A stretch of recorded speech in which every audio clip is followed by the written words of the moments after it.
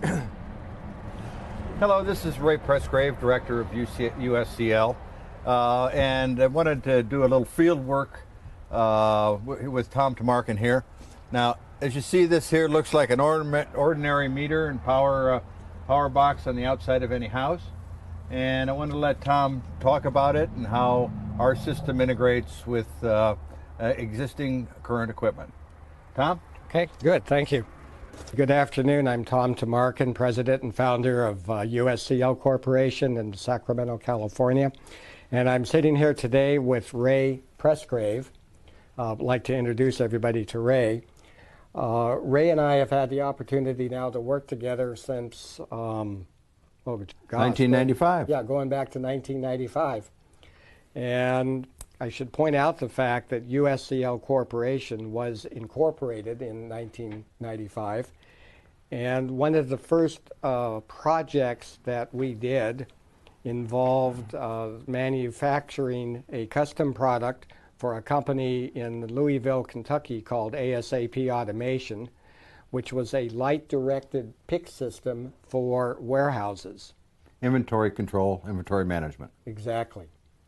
And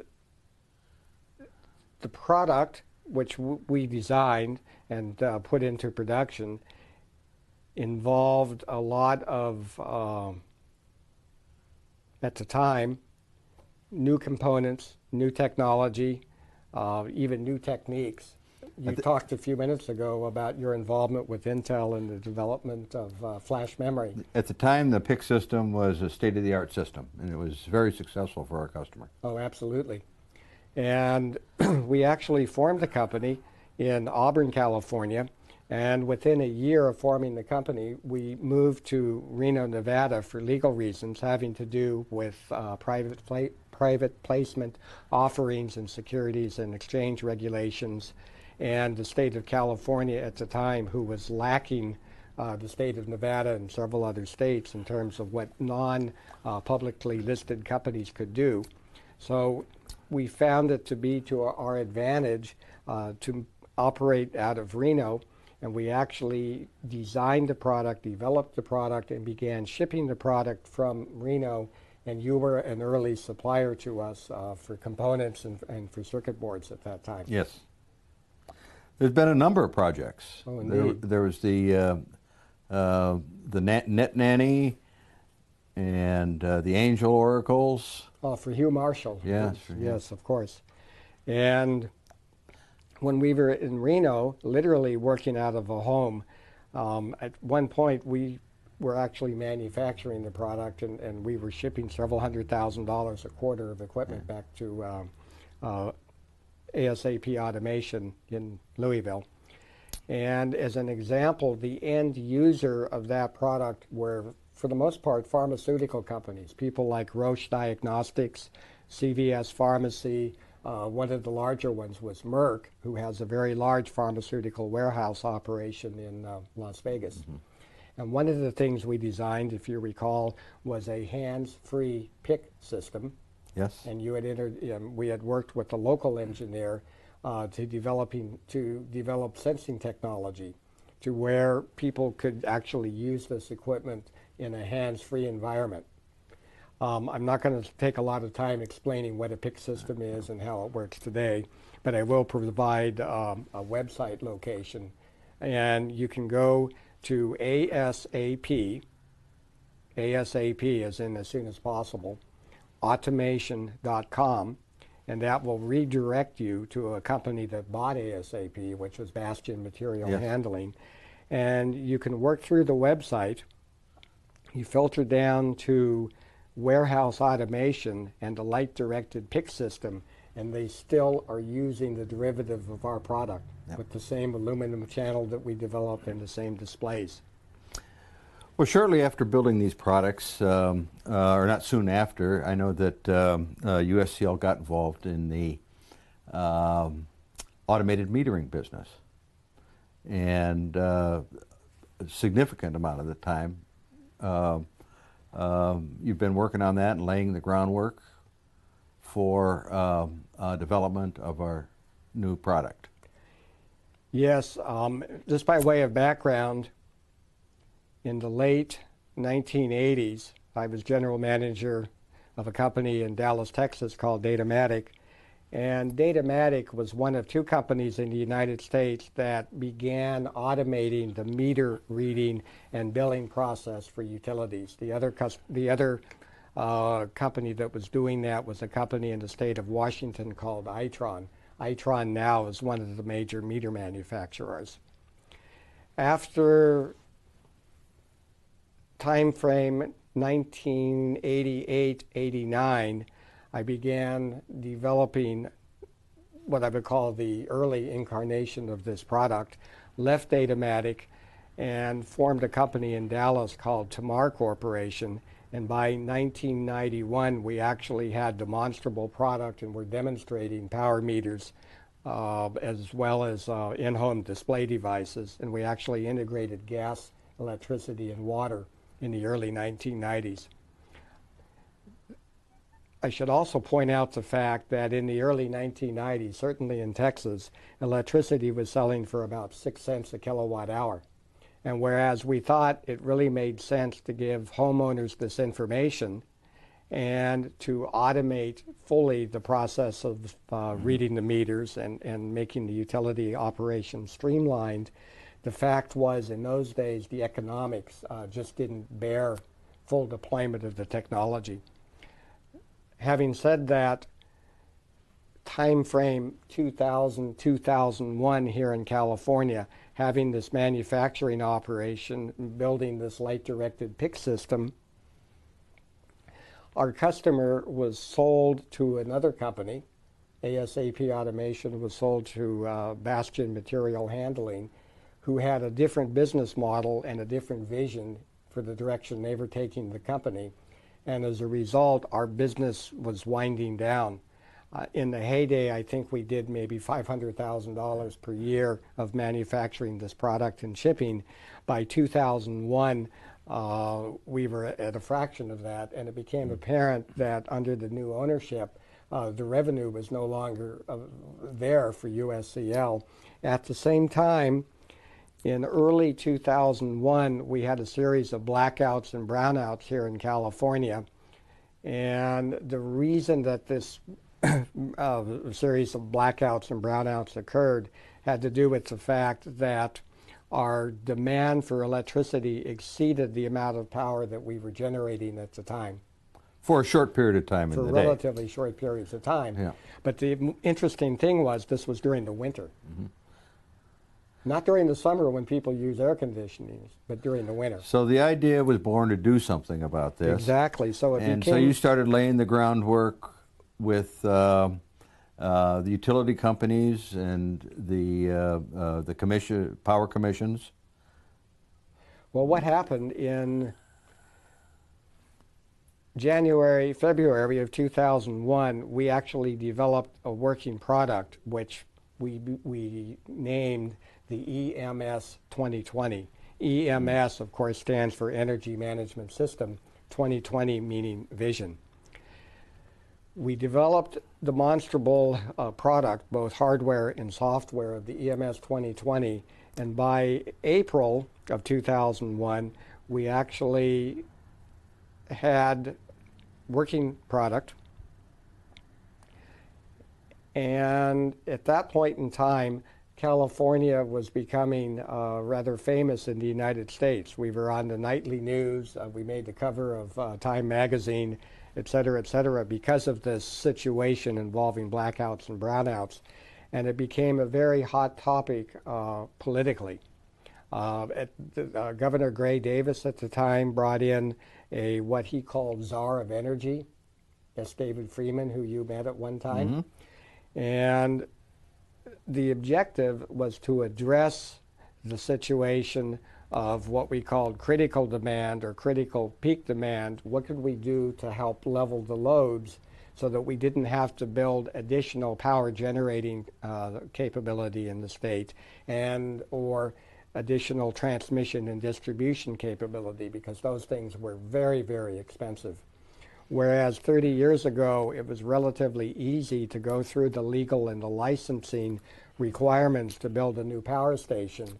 that has become progressively more complicated over the last 2 decades because of the EPA, because of environmental issues, and because of legal issues.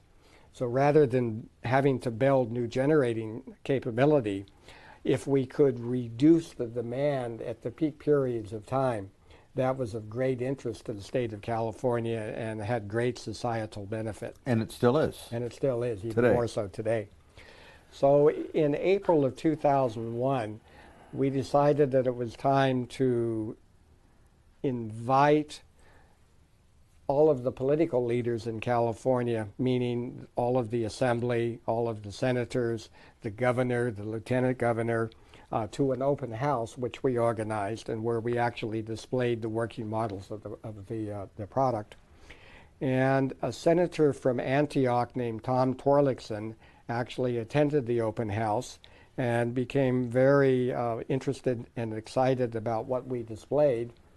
Senator Tamarkin had a background in science. Mm-hmm. He actually taught physics and math, and his interest was piqued when we demonstrated the product, and then he took me offline and he says, "Tom, can this actually be manufactured inexpensively enough to be of use, to be available to the consumer, as opposed to big businesses and mid-sized businesses who had been using energy management systems for several years?" And I said, "Yes, indeed, that's the whole point. We have to get the product in the hands of the consumer."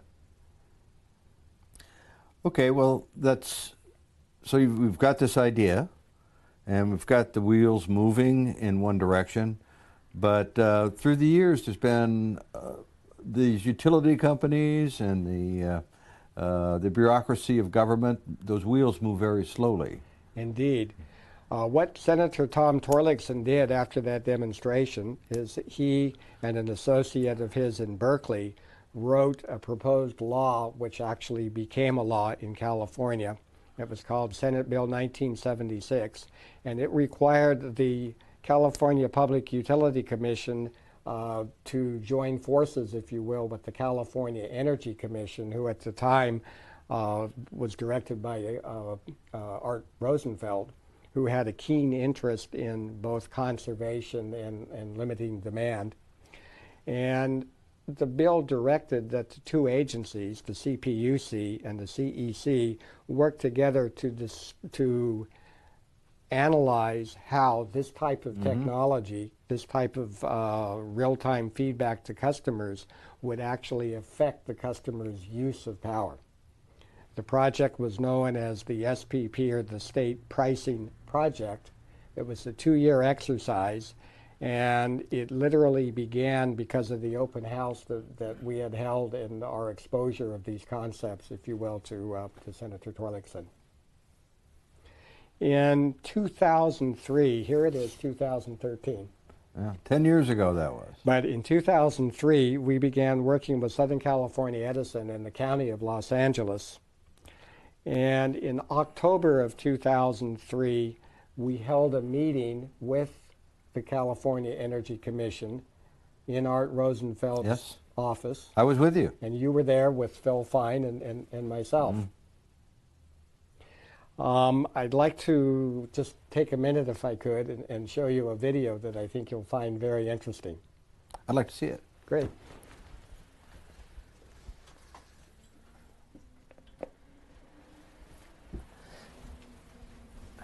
So a couple of minutes ago, I mentioned Dr. Arthur Rosenfeld, who was the commissioner, the senior commissioner of the California Energy Commission. Thank you so much. Please, everyone have a seat. Well, it is my incredible pleasure and honor to welcome this incredibly talented group of men and women in the White House. And I want to congratulate them on earning America's highest honor for invention and discovery, the National Medals of Science and the National Medals of Technology and Innovation. Arthur H. Rosenfeld.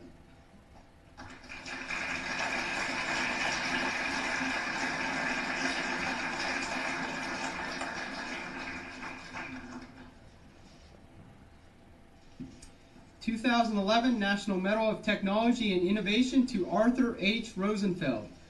American Council for an Energy Efficient Economy, and California Institute for Energy and Environment, and Lawrence Berkeley National Laboratory, for extraordinary leadership in the development of energy-efficient building technologies and related standards and policies.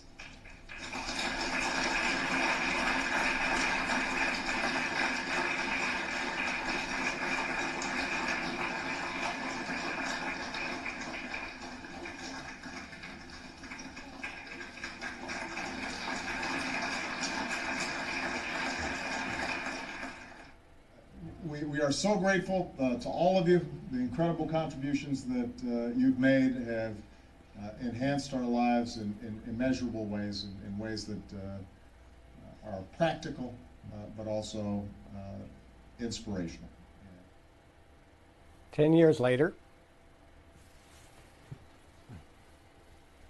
Art Rosenfeld is honored by the President of the United States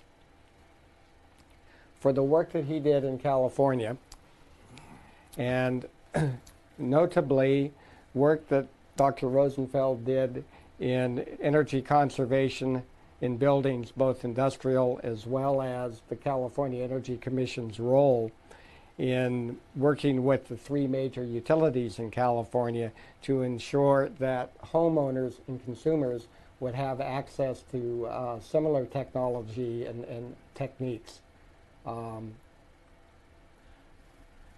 recall, Tom, that when we met with Dr. Rosenfeld, his questions were really quite probing, and after you explained how our EMS 2020 worked and how it would interface with things, he was very impressed and did what he could to encourage our development of the project.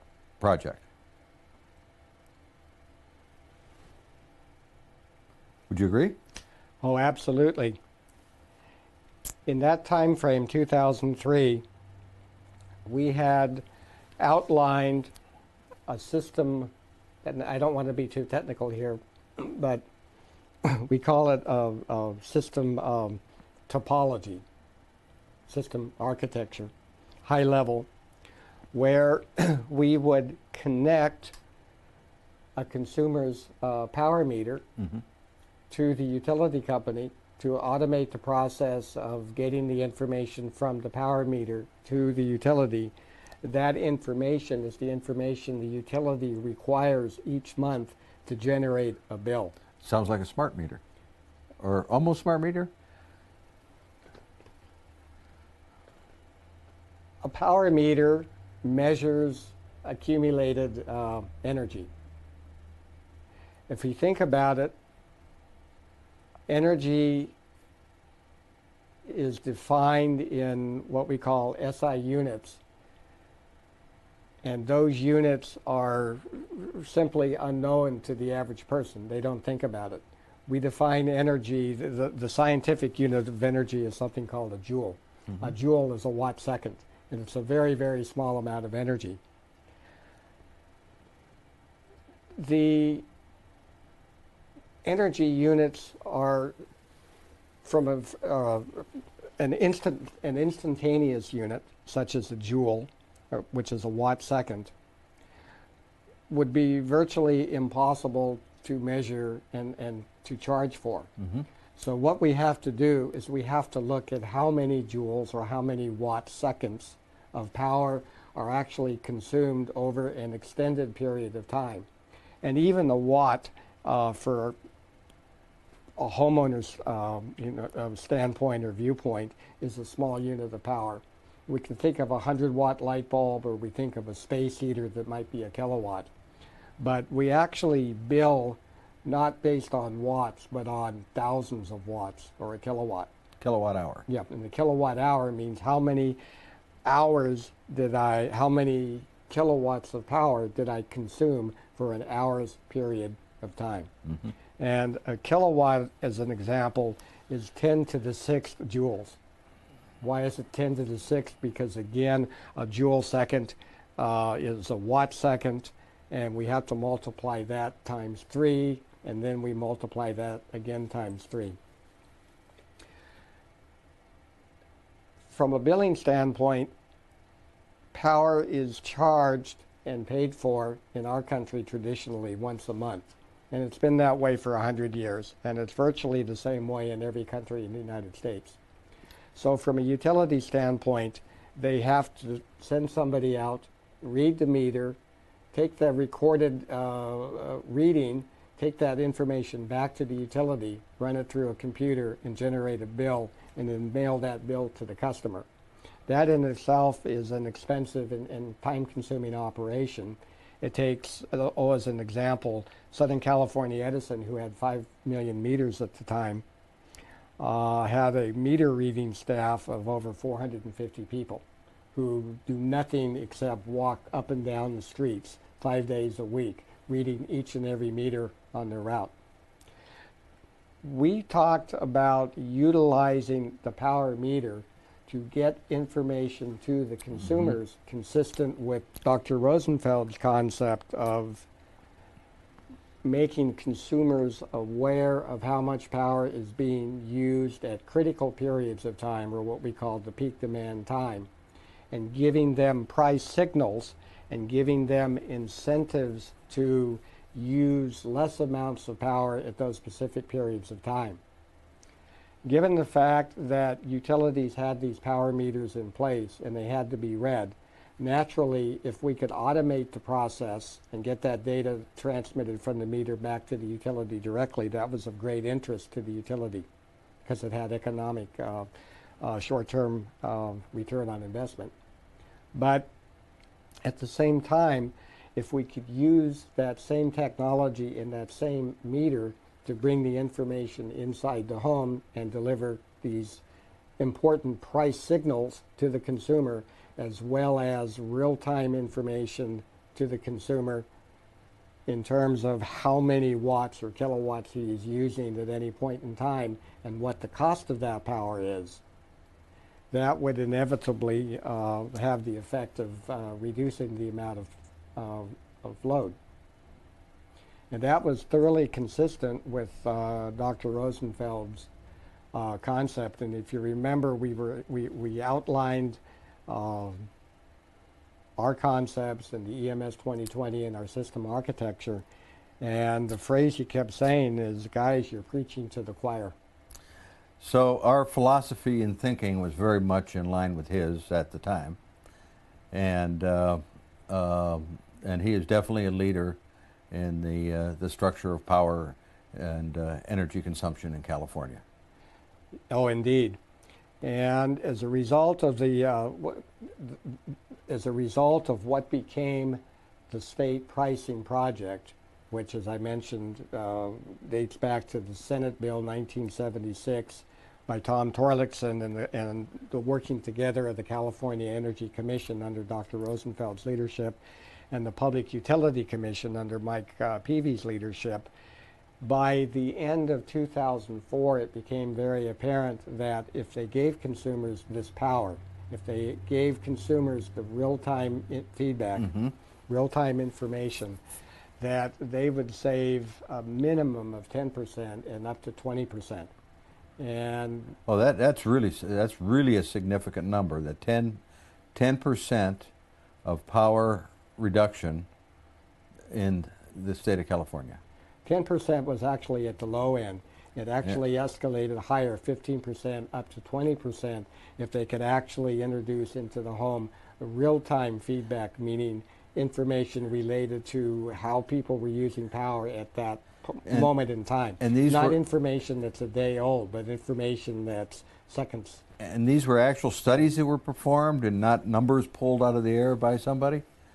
The state, again, the SPP, which was the state pricing project, was a 2-year study that the state of California engaged a number of consulting companies to put in place. And the results of the SPP showed clearly that, as I said, the results were anywhere from 10 to 20%, depending upon the nature of the tools that were given to the consumers. That's a powerful data point. Oh, it is. Very powerful. And I have copies of the studies here that we can talk about in a minute. I think they ought to be posted. Oh, indeed. Yeah. We will post them and are in the process of posting them to our website. But let's take that one step further if we can, because here it is 2013, and we just showed a video of Dr. Rosenfeld being honored by our president for the work that he did in California while leading the California Energy Commission. And one of his projects that he takes a great amount of personal credit for was this SPP, or the State Pricing Project, leading up to the California Public Utilities Commission's mandate that this type of technology be implemented by all of the utility companies in the state of California. We refer to it as AMI, or Advanced Metering Infrastructure. And from the time frame 2004 to 2005, the California Public Utility Commission mandated that Southern California Edison, Pacific Gas and Electric, and San Diego Gas and Electric implement this technology. By implementing the technology, this required that the utilities replace about 13 million old-fashioned power meters with a modern digital power meter that included the technology necessary to get the information inside the home, where the information could be viewed by the consumer and could actually be used by what we now call smart appliances, as well as sharing information from the utility company to the hub inside the home, having to do with current tariffs and the current cost of power. You must be very proud to be on the forefront of this leading technology and working with Dr. Rosenfeld. I know I enjoyed meeting him myself. I was very honored. Oh, good. Thank you very much. But I'd like to kind of wrap this up. We can edit here. Thank you very much. But I would also like to show one more video, because a couple of minutes ago we showed the President of the United States honoring Art Rosenfeld for the work that he did. But I would also like to point out the fact that one of the major projects that the Department of Energy under President Obama has taken on over the course of the last couple of years is to take this concept of the coupling of the utility company and the consumer and integrating this not only in the state of California but nationwide. And the way that the Department of Energy has done this has been by making available monies through the Department of Energy, and monies which became available from something called the ARRA, which is the American Recovery and Reinvestment Act, or what are commonly called stimulus funds. And a great deal of money was made available to the Department of Energy for the specific purpose of acquiring this new metering technology, literally for each and every home in the United States. Currently, the Department of Energy has made available enough money that about 25 million meters have been replaced throughout the United States that contain this technology, to where the data inside the meter can communicate with display devices and control devices inside the house. And there's another 50 million of these meters that are on order. So when I say on order, the utilities have actually placed orders with the meter manufacturers to acquire another 50 million of these meters to be installed over the next year and a half to 2 years, again being paid for by the Department of Energy. Well, this 10 to 20% energy savings cannot be realized with what has been done so far, can it? The meter itself does not save energy. The meter is simply a device that measures energy and then can be used to allow the homeowner or devices inside the house to conserve energy, thereby realizing the goal of saving energy. Yeah, but but the brass ring has not been. In other words, the amount of money that could be saved has not been realized with the way the technology and implementation has gone to date. It's just made it easier for the utility companies to read their meters. Exactly. And that's a very important point. What has happened is that the smart grid has become one of the current administration's what they referred to here a couple of years ago as a shovel-ready project to invest in to help stimulate the economy. And the objective, of course, was to look for projects that were ready to go, that they could invest money in, and that would stimulate the economy by hiring people, manufacturing jobs, shipping of product, turnover of money. But that was it. There was nothing. Well, the money was spent by the to utility companies to reduce their head count, but not save the reduce any energy consumption. Exactly. Yeah. Exactly. Oh. But this has become a priority with our government and with the administration. And to that extent, I have one more video that I'd like to share with you. Oh, good. Good. Okay. So it'll take me a second here to find it. So I'd like to share with you another video. This one again coming from the White House on the importance of this technology and what has now become known as the smart meter.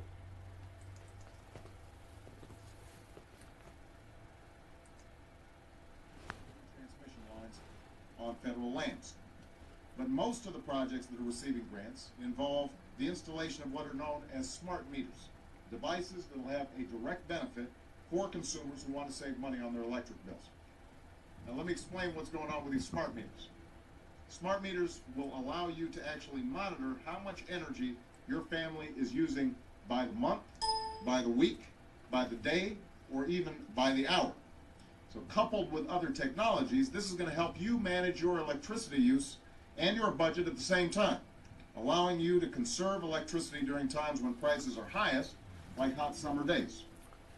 And all this information will help increase renewable energy generation, provide support for have the most powerful person, if you will, in the free world, the President of the United States, describing the importance of the technology that we literally developed and created, or spawned, if you will, a new industry to produce. Over a long period of time. Over a 10-year period of time. And we're that close, but it just hasn't happened yet.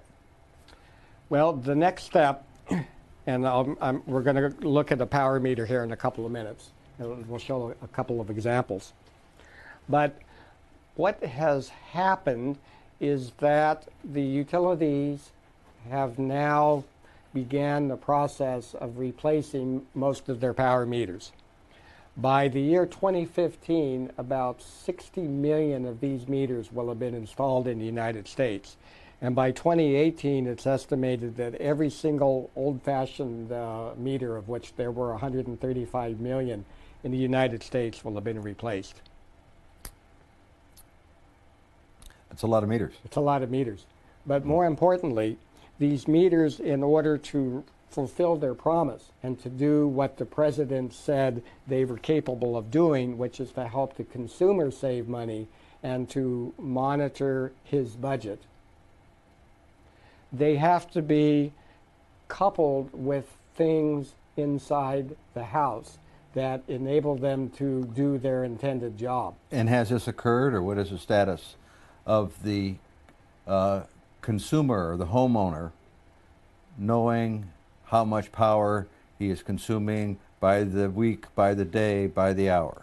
And more importantly, by the minute, so that he can walk around his home and turn things on and off and actually see where the power is being consumed. Well, how many can actually do that now in California? Virtually none. Virtually none. Oh. Okay. So what has happened? The three major utilities in California have replaced 13 million meters.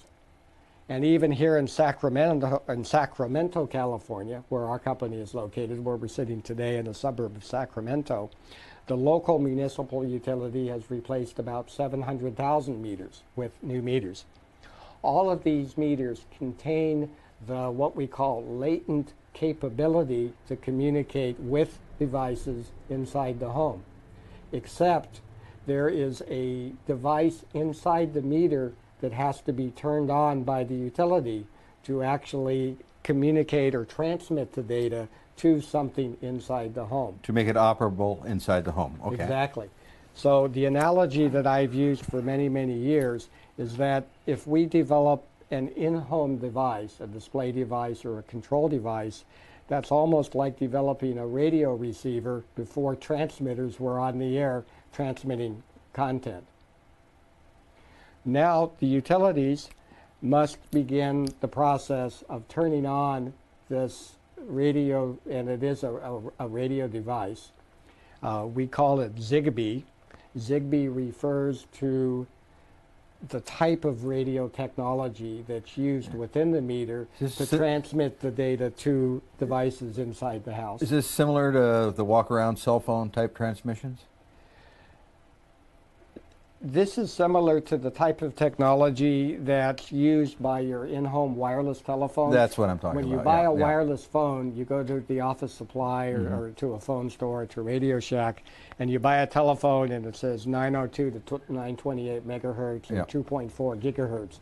That is the technology that we're talking about. Oh, good, good. And so it's something commonly used. Yes, and Zigbee refers to a specific embodiment of that technology, to a specific a standard, so that any of these devices installed by any utility anywhere in the country can communicate with any device sold by any supplier. The Zigbee standard was something that was adopted by the utility industry going back to 2005, 2006, really due to some of the early I think you were involved in that too. Yeah, we absolutely were. We were the company that, in conjunction with Southern California Edison, included Zigbee as the preferred method to get the data from the meter inside the home, and information from the home passed throughout the home to the various appliances and other devices that needed access to the information.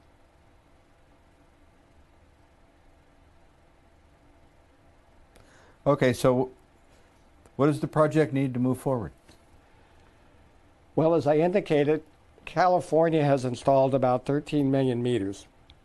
The Public Utility Commission has recently, and by recently I mean December of 2012 and early January of 2013, has requested that the three utilities under their jurisdiction, San Diego Gas and Electric, Southern California Edison, and Pacific Gas and Electric, began to work with their customers to enable the Zigbee device inside the meter to where it can actually communicate and work with devices in the home. There's what we call a validation cycle at the beginning of the process, which means that we as a company have to submit samples of the product of our devices to the utility companies so that they can actually test them and certify them for their accuracy and their what we call fitfulness of purpose. But what this is a validation process which has been mandated by the State of California Public Utility Commission, which will result in these three utilities receiving samples of the product, testing the product, publishing the results of the product, and then giving it a stamp of approval that it in fact meets its intended purpose and it meets its technical specifications. And once that happens, then the utilities will begin going about the process of enabling or turning on these Zigbee devices. Now that's just here in California. There's a similar set of actions that are going on in the state of Texas, as an example. Well, it sounds like you've got a firm handle on the roadmap for the future and where you want the company to go and what it needs to do to be successful in the marketplace.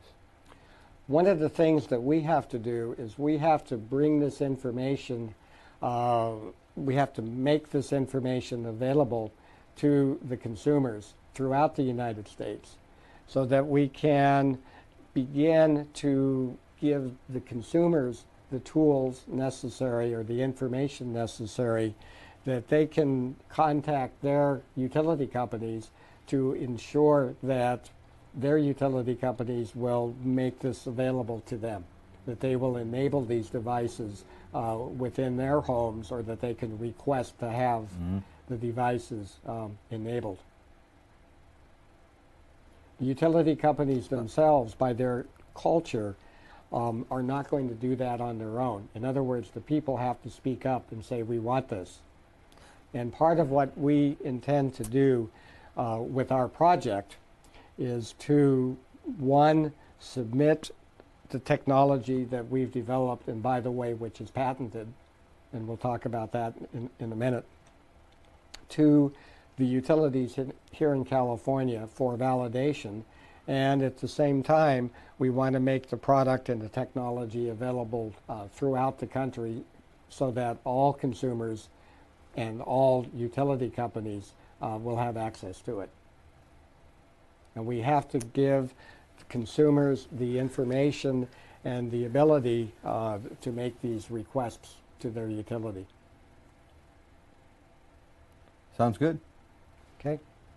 So what I'd like to do now is to spend a couple of minutes and just go through some very simple examples of what we're talking about when we say a power meter, and when we talk about how the power meter works, how this information is conveyed back to the utility, and why this has to be done in conjunction with the utility company.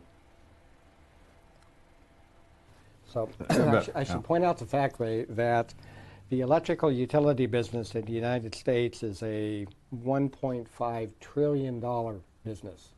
And as a result, it tends to move very, very slowly, as you can see based on the work that we began doing going back to 2001. I know the seeds that you planted for this vision of yours go back into the early 2000s.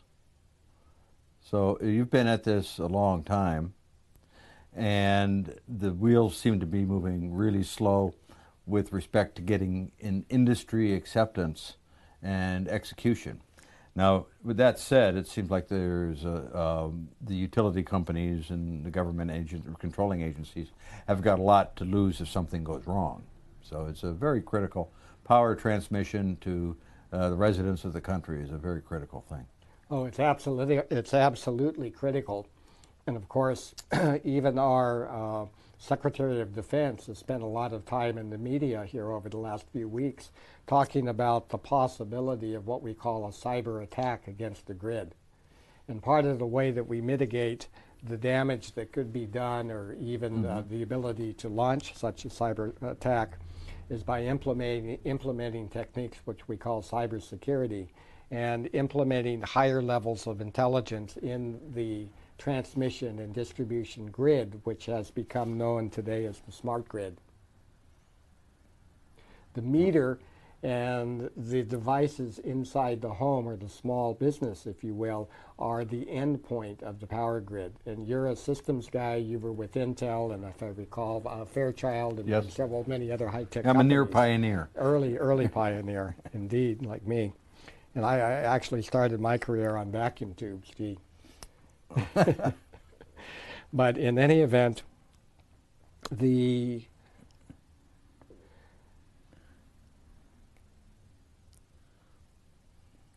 concept of, and I just lost my train of thought, so we're going to stop for a second, or we'll edit. But, okay, the importance of protecting the grid is a matter of national security. And the importance of making the importance of the grid known to consumers is an extremely important concept, because it is the consumer who pays for the smart grid based on tax revenue and or the amount that they pay for their power. We call it the rate base. So to the extent that the government is investing billions of dollars, and it literally is making what's going to become a $10 billion investment in this project over the next 5 years. By this project, I mean phase one of the smart grid implementation, which the meter is a small part of. That money is tax money, and that money is rate-based money, and therefore it's only natural that the consumers are entitled and should expect direct benefit to them. And the benefit to them, in this case, beyond the hallmarks of the utility industry, which is robustness and reliability, and the fact the power must be on 7 days a week, 24 hours a day, 60 seconds a minute, is the fact that this type of information to consumers allows them to better manage their money, to better manage their budget. Because now, as an example, you wouldn't think of going to the filling station and filling up your car with gasoline if you didn't know the price of the fuel and the amount that you were spending as you fill up your tank. Virtually every station now is a self-serve station. As you're filling your tank, you're watching the gauge on the fuel pump, and you know exactly how many dollars you're putting into your tank, and you're in control. You can stop at any point in time and drive down the street and find a station that's selling gasoline for 5 cents less per gallon, as an example. And what we're talking about doing now is empowering consumers with regard to both electricity and natural gas and water and other energy commodities with that same right, if you will, to know how much you're paying for power, how much power you're using, and what your projected bill is going to be at the end of the month. You can't be an informed consumer unless you have the information to make decisions. Absolutely. And so this is really true empowerment of the consumer to minimize waste and maximize value for whatever utility he's buying. Now, you also brought up a very important point when you mentioned the fact that we have been working on this project here for literally 10 years, for a decade. We began working with the California Energy Commission and Dr. Rosenfeld in 2003. Here it is, February of 2013. So we have to look at just what the EMS 2020 is and what hardware and software becomes available to the consumer. Now, as an example, when we demonstrated the early hardware, the early equipment to Senator Torlakson before he wrote the bill directing the Energy Commission and the Public Utility Commission to do this, we had equipment which was big, was bulky, and was expensive. And I assured the senator that when we went into volume production, we would redesign the equipment and make it less expensive and more powerful. It was more of a capability demonstration. And yes, exactly. It was proof of concept. And we went from proof of concept to prototype. But the point I'm making, given your background, and I mentioned Fairchild and National Semiconductor and then Intel for many years, is you've gone through this cycle of development in the semiconductor industry. You're familiar with Moore's Law. Yes. Every year or two, we literally double the amount of power we have in a semiconductor device for less money than it cost the previous year. And that has certainly taken place over the 10 years that we've began exposing this technology to the public and certainly to the politicians. So whereas in 2001, when we talked about our concept of devices inside the home, we were focusing on a very specific display device which communicated with the meter. But the level of technology in the consumer electronics business has grown by a factor of, well over a factor of 10, probably closer to 100. 3 years ago, we didn't have the large proliferation, if you will, of iPhones. And whereas we have And whereas 2 or 3 years ago, we actually developed what we called applications or apps to run our EMS 2020 on what we at the time called PDAs or personal digital assistants like Blackberries and Palm Pilots. Today, those Palm Pilots themselves are obsolete and have been replaced by things like iPhones and Galaxies. Smartphones or... Yeah, smartphones, exactly.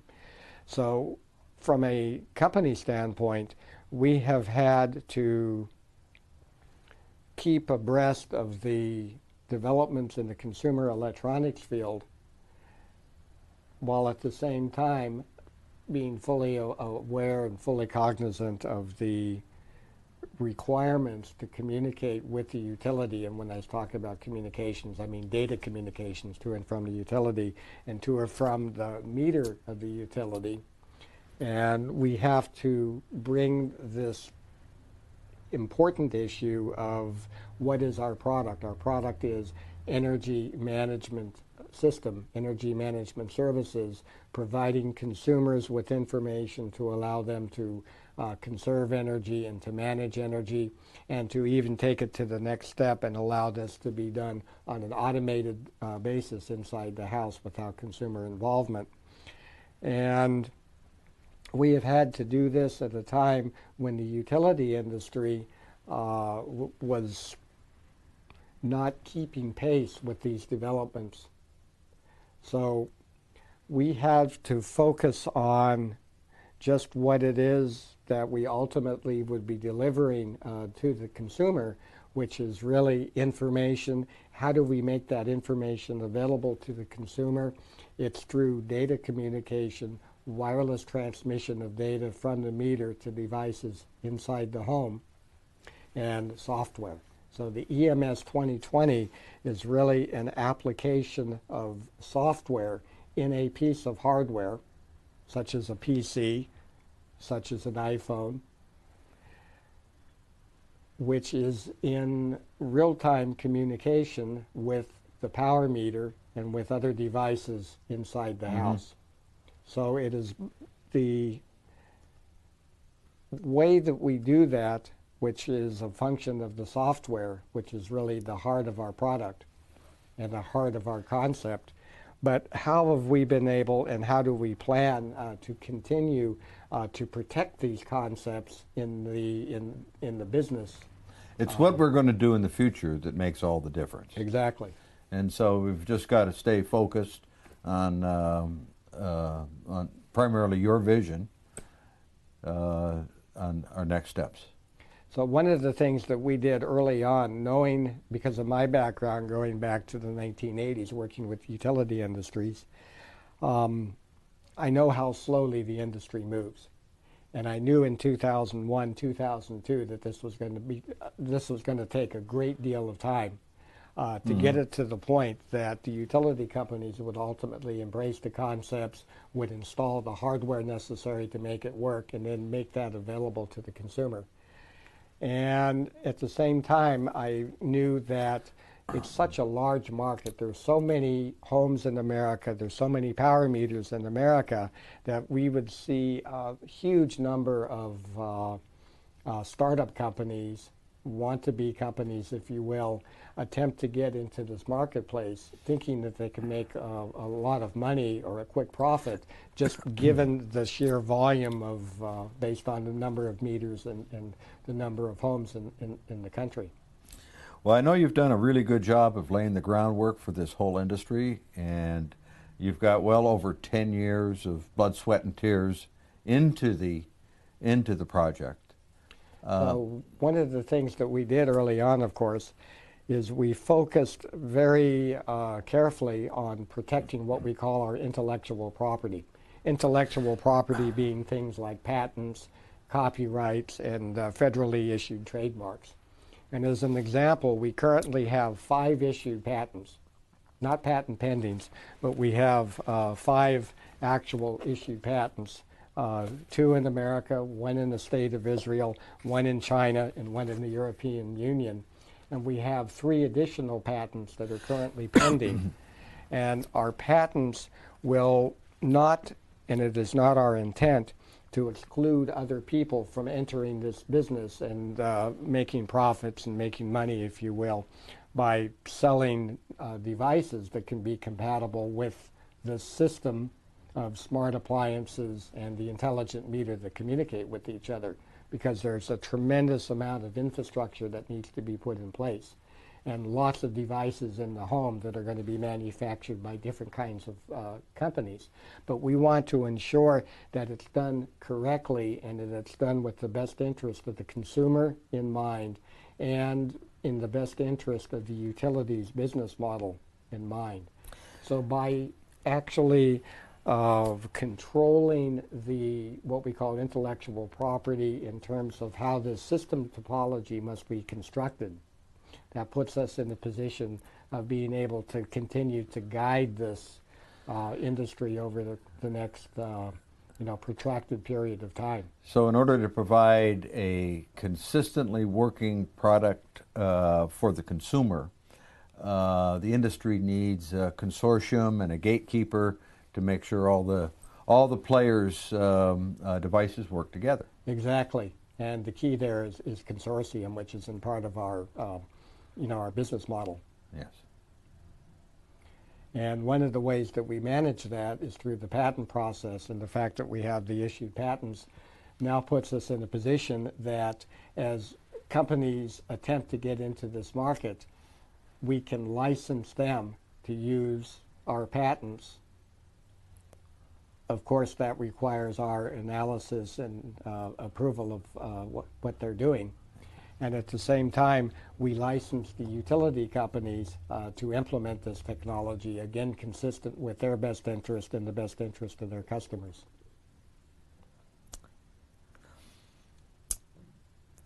That sounds like a great business model.